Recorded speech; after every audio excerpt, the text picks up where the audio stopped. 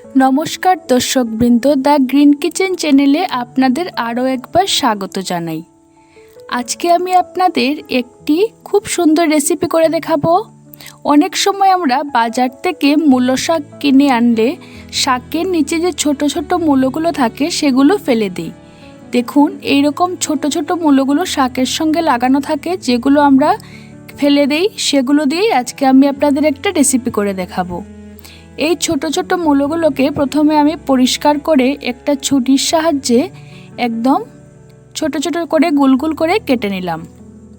এগুলো একদম ছোট মূলো, এইভাবে ছোট ছোট করে আপনারা গোল গোল করে কেটে নেবেন। নিয়েছি একটা গাজর, গাজরটাকে আমি প্রথম মধ্য থেকে একটু চিড়ে নেব, না হলে মূলোর সঙ্গে গাজরটা একটু বড় বড় হয়ে যাবে, তাই এটাকে অর্ধেক অর্ধেক করে আমি এইভাবে কেটে নেব।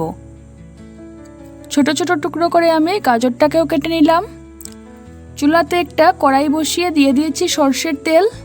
তেল গরম হয়ে এলে অল্প একটু কালো জিরে ফোড়ন দিয়ে দিলাম। তারপর চেরা কাঁচা লঙ্কা দিয়ে দিয়েছি তিনটা কাঁচা লঙ্কাকে আমি প্রথম মধ্য থেকে চিড়ে নিয়েছি। কাঁচা লঙ্কাটা ভাজা ভাজা হয়ে গেলে প্রথমে আমরা কেটে রাখা গাজরটা দিয়ে দেব। হালকা একটু ভাজা ভাজা করে নেব। গাজরটা একটু হালকা ভাজা ভাজা হয়ে গেলে তারপর কেটে রাখা ছোট মূলগুলো আমি কড়াইয়ের মধ্যে দিয়ে দিচ্ছি।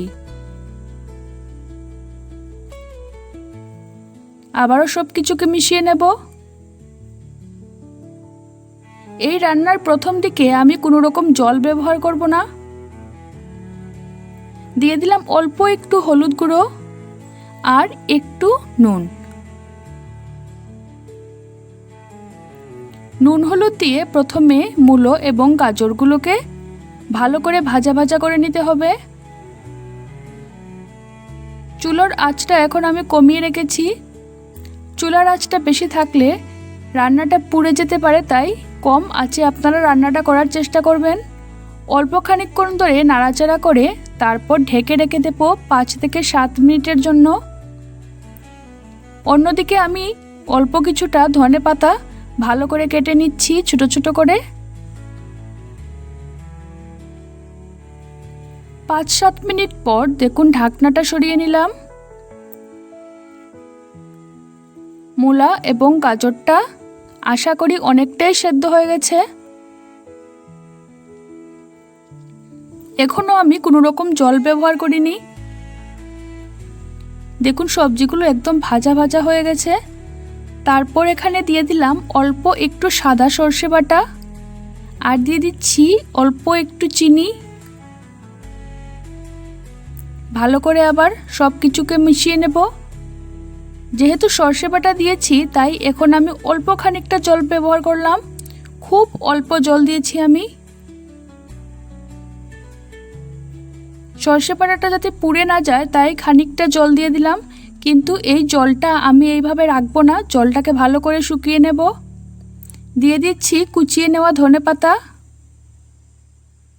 ধনেপাতা দেওয়া হয়ে গেলে অল্প খানিকক্ষণ ধরে নাড়াচাড়া করবেন হাই ফ্লেমে, দেখবেন জলটা শুকিয়ে গেছে। রান্নাটা যখন শুকনো শুকনো হয়ে আসবে তখন এর মধ্যে উপর থেকে কিছুটা কাঁচা সর্ষের তেল দিয়ে দিলেই এটা খেতে দুর্দান্ত লাগে। সর্ষের তেল দিয়ে খানিকক্ষণের জন্য আমি ঢাকা দিয়ে রেখে দেব। গরম ভাতের সঙ্গে এই মূলো এবং গাজরের রেসিপিটা খেতে কিন্তু অসাধারণ লাগে। আপনারা অবশ্যই বাড়িতে একবার ট্রাই করবেন আর কমেন্টে জানাবেন আপনাদের কেমন লাগলো। যদি আমার চ্যানেলটিতে আপনি নতুন হন তাহলে চ্যানেলটি সাবস্ক্রাইব করার অনুরোধ রইল। ধন্যবাদ সবাইকে, ভালো থাকবেন।